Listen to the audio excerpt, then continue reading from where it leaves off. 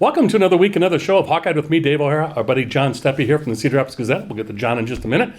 Wanted to let you know that on today's show on Hawkeye, we've got James Vandenberg. Yes, the quarterback, the former Hawkeye quarterback. That seems to be, again, a main topic and source for Iowa Hawkeye conversation. So we'll talk about that with James Vandenberg. Then we'll close out the show, as usual, with our sports betting expert, Scott Pritchard. Scotty P., Northeast Iowa native, been out in Vegas, crushing it in the sports betting world for the past 30 years. So we're going to talk to Scott again today as well. But that being said, here's our friend John Steppe from the Gazette. John, how you doing? Good. How are you? Good, thank you. Thanks for joining us as always. Yes, thank you for having me. Truly my pleasure. So, John, a couple of things we're going to get to right away. Where do we start? 12-10 loss to Minnesota. Tough loss on national TV last week at Kinnick Stadium. Obviously, everybody wants to talk about the call that was or wasn't made, the invalid signal for the fair catch with Cooper DeJean, return for a touchdown, taken back. It was such an egregious call that Aaron Rodgers yesterday on the Pat McAfee show on ESPN talked about how he felt for Iowa fans and Cooper DeJean and how horrible of a call it was to take that away from the Hawks and Cooper DeJean. But, John, the fact remains Iowa couldn't move the ball, specifically in the second half, 12 total yards, even at midfield, or their own 46-yard line, 4 yards away from midfield. They really only needed about 20 yards. They had to double their output, basically, from what they did in the second half. Couldn't even do that, and then on third down, Deacon Hill throws the interception, game over. Hawkeyes lose 12-10. So I threw a lot at you to get you started. I think you have no problem taking it from here. Yeah, so with availability, as you mentioned, having no game this week, yeah, that loss does sting a little longer than otherwise. They have their 24-hour rule that you hear a lot about, but it's not quite that way when you have to wait another 2 weeks for another game. Yeah. But they're moving on in terms of, to your point, yeah, you're going to have officiating crews make mistakes. That's nothing new to this weekend. But you have to be able to play with more of a margin for error. But the offense really needs to get better. And you're looking at a situation where this offense is holding back this team. And granted, on one hand, you're talking about a 6-2 Iowa team. Right. And I think most people, if you took a random year and you said, okay, the Hawks are going to be 6-2, I think most fans would be happy with that. But with the schedule that they have, this is really an opportunity for Iowa. Yeah. And the way that they lost, that's a game that they should have won. But with the way that they've been playing, with that little, I keep on saying that little of a margin for error, but when you do have that little of a margin for error, you're going to lose one if you play like how they played against Minnesota. James Morris brought this up a couple of weeks ago, former Hawkeye linebacking great, and he said every game, I think it was 2 weeks ago when you were here, every game he ever played in his career, and you know that coming in as a Hawkeye player, no matter if it's Western Michigan or if it's Michigan, every game, hopefully against Michigan, it wasn't last year, but you want that close margin, and James said sometimes you lose games you shouldn't, sometimes you win games you shouldn't, and as you mentioned with the razor's edge, but let's talk about that offense or lack thereof, and I'm going to get more into the quarterback play specifically about Deacon Hill with James Vandenberg, as I mentioned earlier in the program here in the intro, with former Hawkeye quarterback James Vandenberg. But along with Deacon Hill, that offense, you had no running game. The line didn't do what it had been doing the last couple, offensive line, what it had been doing the past couple of games. John, it just, and Brian Ferentz did try to do a few different things offensively, but Deacon was so off the target on these passes. You have some interesting stats, and you wrote on this. I want to get to the drive for 325. You just recently wrote about Brian Ferentz and the drive for 325, but you also wrote about Pro Football Focus, I believe it was, had a turnover-worthy. Turnover-worthy. Yeah. Go ahead on those two subjects, because you've written two great pieces on that, please. Thank you. Yeah, so obviously you have a couple turnovers that can happen, and then you have other plays that really happen kind of every game to varying extents that could be turnovers, that maybe should be turnovers that aren't. Yeah. And among the analytics sites that I look at as I do my reporting is Pro Football Focus, and they track turnover-worthy plays, and Deacon Hill had the most among any Power 5 quarterback this past week. And Kurt Ferentz, one of his defenses of Deacon Hill prior to this Minnesota game was the fact that he wasn't turning over the ball. Well, now he's turning over the ball. 2 fumbles and an interception this past game. And 3 other plays that could have been intercepted. So Pro Football Focus said 6 potential plays. Yeah. Man. So, and to your point, you were mentioning the running game not working so well.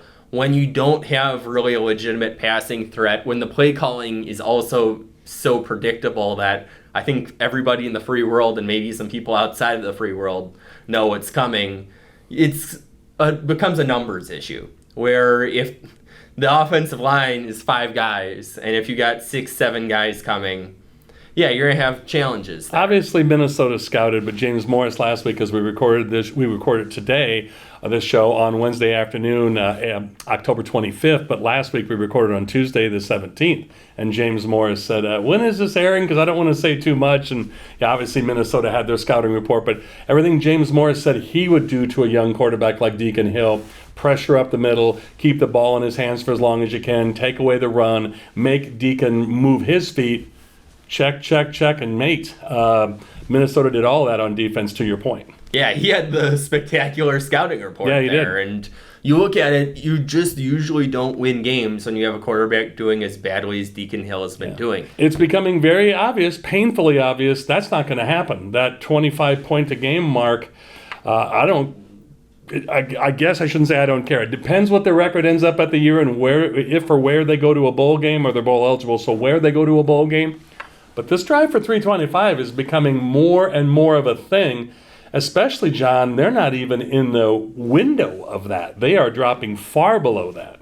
Yeah, and you look at it this time of year, and you've got 4 games left, plus bowl game 5, plus maybe Big Ten Championship 6. So you're still, even with those postseason opportunities potentially, you're most of the way through the season, and there's a lot of ground to make up, and I don't think Iowa has really any realistic path to averaging 25 points per game this season. Yeah. Now, there's a lot of confusion out there about what exactly the drive to 325 entails.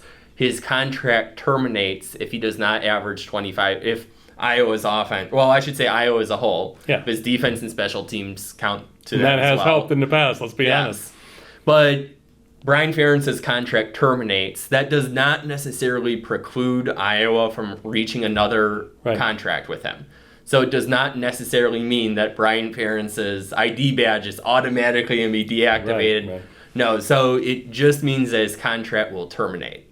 So what happens beyond that, we'll see. That's going to be a really difficult decision for interim athletic director Beth Getz.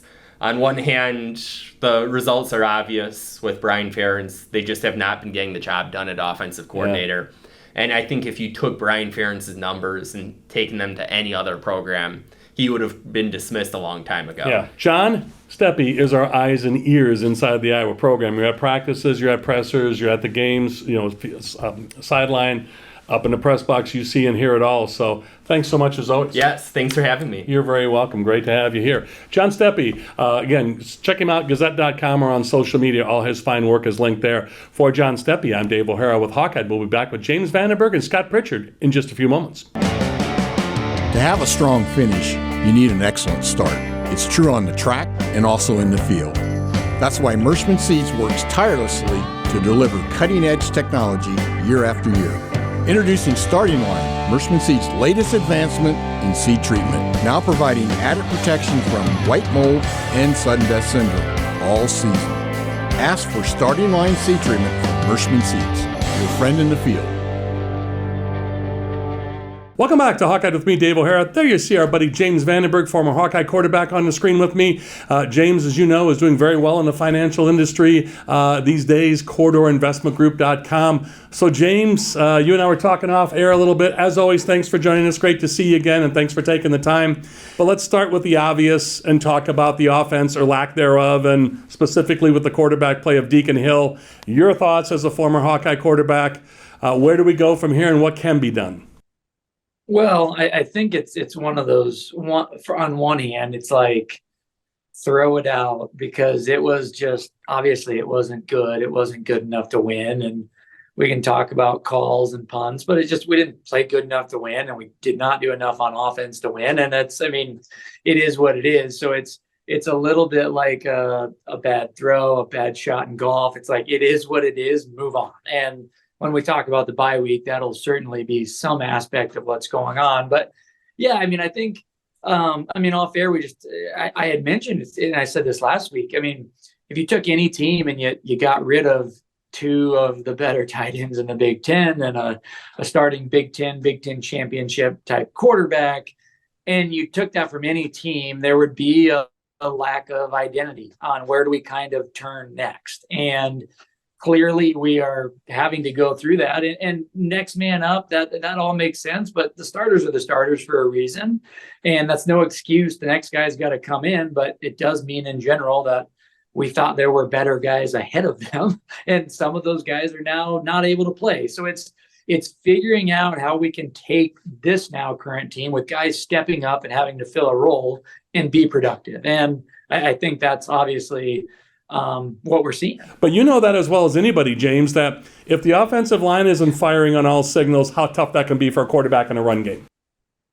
All of it, yes. I mean, it's a team sport. There's 11 guys, and you can't have breakdowns anywhere, quite frankly. Otherwise, plays don't get made. The competition's too good. It's too tight. It's too good. You can't break down. And that's what we're having to fill guys in, and that's causing some breakdowns. And then you can't get things going. There's no momentum on the offense side of the ball. That's all part of, a little bit. One, it's big football, but then two, it's dealing with these variables that have been thrown at us. And obviously, we wish everybody can get plugged in, and it's like nobody was gone, but that's not ever how it works out.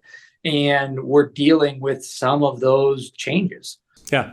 And I'm not denigrating Joey Labus, and a lot of people, as you know, and you smile with me, everybody wants the backup quarterback. Gee, didn't we hear this last year with Petrus and Padilla and everybody else? And you've been in that situation where the backup quarterback is the most popular guy on campus until he's not the backup quarterback anymore. But I thought Kirk Ferentz's comments were very telling after that game against Minnesota, 12-10 loss at Kinnick Stadium on national TV. We spent the part of the whole first segment talking about the crazy call was so bad that Aaron Rodgers even commented on it yesterday when he was on the Pat McAfee show on ESPN, how bad that was for Iowa, how bad it was for Cooper DeJean. But James, when you and I talk about this, and Kirk Ferentz said this very clearly after that game, his post-game presser, there's a distinction between the first quarterback and our second quarterback. So he made it very clear there is going to be no quarterback controversy or Labus is looking over Deacon Hill's shoulder. But during this bye week, what are some things, I know that you know this, again, you've gone through this with a loss, and you go into a bye week with a loss, you wish you were playing the next day to get that loss out of your mind. Or when you go in as a win, boy, you want to relish that and say, hey, we won our last game, and you're going to enjoy that bye week. What are Deacon Hill, Brian Ferentz, the offensive meeting rooms, what's going on this week during the bye week, especially after such a poor performance by the offense, specifically by Deacon Hill? What's happening, do you think, this week, James? If you're a young guy, if you're a true freshman, redshirt freshman, sophomore, you're getting a lot of reps this week. It's almost like a camp week or a spring ball week to some degree, and coming off a defeat. It's even more important that we get guys up to speed. They get more reps, you get more cohesion. So I would assume this is a work week at Iowa. That's how it would have been whenever I was there 15 years ago, 12 years ago. It's a work week. And it's a lot easier to teach off of a bad game than it is a good game. So I'm sure there's plenty of teaching, plenty of we can't do that, and this is why, and what should have been done. So, you learn a lot more when things go bad than when things go good. And so in some respects, yeah, it might be slow and torturous not getting to play another game and wash this out of your mouth. But it's also good because you're going to have to absorb some of the pain from Saturday over and over this week and really see what should have been done versus what was done. And you make decisions in the game, you're going to make bad decisions, wrong decisions. That's just playing, and it's playing against good competition. But you got to limit it. And this week they'll be working on, a lot of that. Well, and to your point, you want to keep it positive because, James, after this bye week, 4 very winnable games. At Wrigley Field against Northwestern, that's going to be cool. And then you've got Rutgers, Illinois, and Nebraska, I think, in that order. But those 4 teams specifically, I know for sure. Very winnable games, so all is not lost here. You can still win the Big Ten West, although a few other things have to happen now, and you can still go to that Big Ten championship game. And you're going to have a nice bowl game because you've won 6 games and you're bowl eligible. So I'm glad to hear you say that. There's only so much you can beat yourself up about and think about. or put your thoughts in every direction. You want to stay focused because, as you constantly point out, James, there is so much still yet to play for. Yeah, well, what do we talk about? I've been saying, like, all we've lost is the ability to go undefeated. Well, now I guess we've probably lost the ability to go to the college football playoff, but it's like we still have most of what we want to accomplish possible and ahead of us. And everybody's stewing over how bad it was, how bad it is, how bad the call. It's like, really good competitors and athletes are not stewing over that stuff. They're already not thinking about it. And I can tell you, any former player, they're not thinking about it. They're on to, how do we do better next time? How do we not do some of those things again? And who is the next opponent? And that's where all their heads are at. And yeah, we got 4 games. We can win all of them. They're not pushovers. It's Big Ten football. It's Division I football. So we'll have to play cleaner. There's no doubt, but everything we want is ahead of us. And that should be the focus for everybody.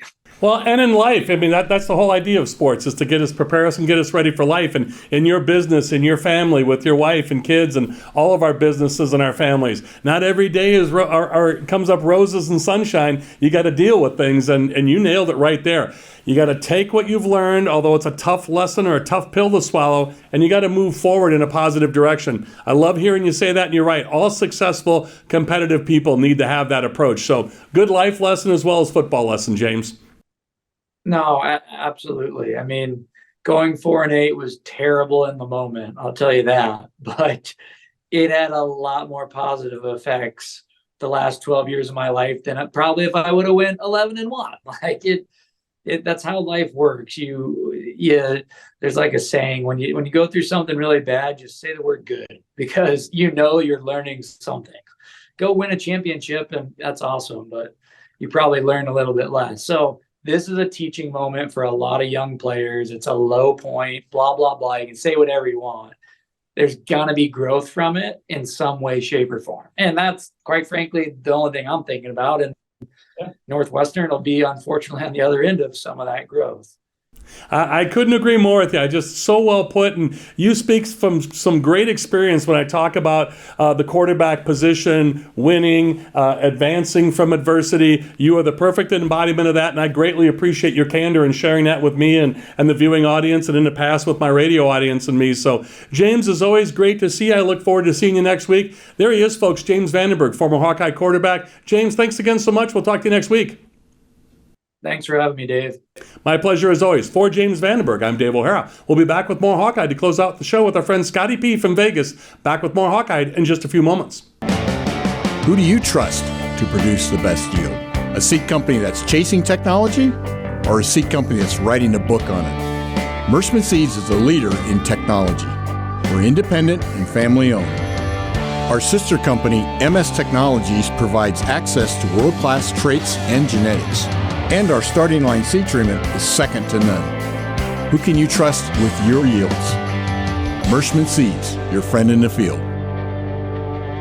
Welcome back to Hawkeye with me, Dave O'Hara. There's our buddy Scott Pritchard on the screen. I'm going to get to it right away with Scotty P. Of course, as you know, Northeast Iowa native. Scotty P has been in the Las Vegas area 30-plus years as an extremely successful sports betting expert. Of course, Scotty P is in that circa the world's best and largest sports book. He's in that special invitational. He is in second place now. I'm going to have Scotty update you on that, as well as he's in the Golden Nugget contest, with all the who's who in the sports betting world. Obviously, Scott Pritchard is a part of that. Pritchard'sPicks.com, best place to go for his picks. You have free picks. You can also have paid picks. Scott is the guy to see and to speak with about that. So, Scott, as always, thanks for joining us. I can see you're mobile. You're on your way from Vegas to L.A. for a couple of NBA games, so you truly are mobile. So thank you for that. And secondly, I know everything's going great with you, so if you don't mind, I'd like to get to a viewer question right away, if we could, please. Yeah, that'd be great. And to your point, I'm on my way to L.A. tonight. The Clippers are taking on the Portland Trailblazers. Tomorrow night, I'll still be in L.A. for the Suns versus the Lakers. Come back to Vegas on Friday in time for NFL and college football. But I love the show, love the viewers. Any questions, fire away, my friend. Thank you. And I'm so glad you mentioned Portland because I was going to say that in your intro. We here in Iowa, of course, are going to pay attention to that game, clips in Portland, because Chris Murray, former Hawkeye great, and Keegan Murray, his brother tonight. The Kings are opening their NBA season as we record this on Wednesday afternoon, October 25th. So Scotty P, our viewer Steven from Sioux City wants to know, last week, Scott, you talked about 37 being that magic number for football with over-unders and that type of thing, or the total as you call it. And since you bet totals and you're a numbers guy, not specific teams per se, Steve wanted to know, what is your winning formula for basketball since you talked about last week with football and totals, please, Scott? It's a pretty good question, especially if you're betting totals. Something I look for in college and pro football when betting handicapping totals, I look at box scores, I look at shot attempts. You're going to make some shots, you're going to miss some shots, but you have to have the opportunity of taking the shot. So I look at shot attempts, I look at teams that get to the free throw line, and then you have to look at the first half versus the second half. As an example, if I like the under in a basketball game, nothing gets under my skin more than to bet the under and win by 20. Oh, but it goes overtime and I lose by a point. The way to combat that without overthinking it is to bet the first half under.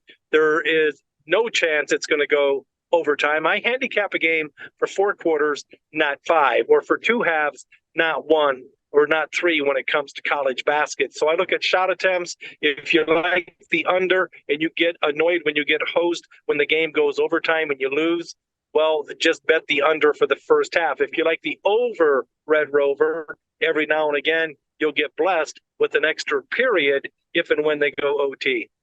Scott, I know you know the old sports betting axiom, and that's why I've been smiling the whole time you were talking about getting frustrated with the under. What is the old axiom? Overtime is not the friend of the under better, right?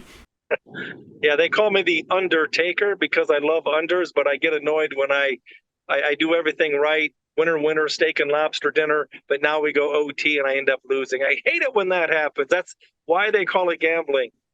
Exactly. Otherwise, it would just be straight up winning and you'd be seeing the cashier, to use your expression. I will say this to you, Scott, and I want to let the viewers know this as well. And let's get into your Circa Invitational as well as the Golden Nugget contest you're in. I want to quote your numbers again. In Scott Pritchard at pritchardspicks.com, Scotty P is about 60% with his free picks and almost 60 or about 66% with his paid picks. So when you go to that website, you can see it all there, pritchardspicks.com. Remember, with the VIG, the juice, the tax, whatever you want to call it, you have to go 52.4% to be a winner, or just to get to that even point that Scott and I have talked about in the past. I know you're still crushing it, but let's talk about those 2 contests you're in against a lot of other luminaries besides yourself in the sports betting world. Chris the Bear Felica from Fox Sports, formerly of ESPN, Stanford Steve of ESPN fame, Doug Kasarian, formerly of ESPN fame. You're top of all those guys, Scott. It doesn't surprise me, but I just want people to know these aren't just a bunch of guys and men and women throwing money around. You're getting it done, my friend. And in second place this week. Am I right on this? Yeah, I appreciate the kind words. Mattress Mac, the guy who just lost $75 million on the Houston Astros to win the World Series. He's also parlayed his action with Frank Betty, another fellow professional sports bettors. He's in the World Championship of sports betting as well. But to your point, I just want to illustrate a couple of things. You're a great student when it comes to the numbers, the odds, the laws of probability. So again, to you, my friend, you're a great host. But 16 of the world's best go head-to-head for the infamous green jacket and $25,000 cash. And what's interesting is now Kenny White, who's in first place, I'm a half game back. The 2 of us are hitting 66 to 67%.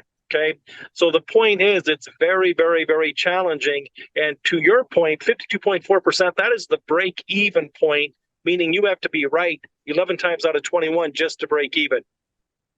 Yeah, and everybody thinks, if I go 50%. No, as you mentioned many times, and I've learned quickly, 50-50 ain't getting it done because you're paying the juice, the vig, the tax, and I just love everything you're doing out there. The viewers are this segment with you now. We have just finished our first month with you 4 weeks in a row, and look forward to next week because we keep the viewer questions coming. We got a few more this week, and I only had time to get to Steve's question from Sioux City. Scotty P, as always, thank you so much. I look forward to catching up with you next week. Truly safe travels to you.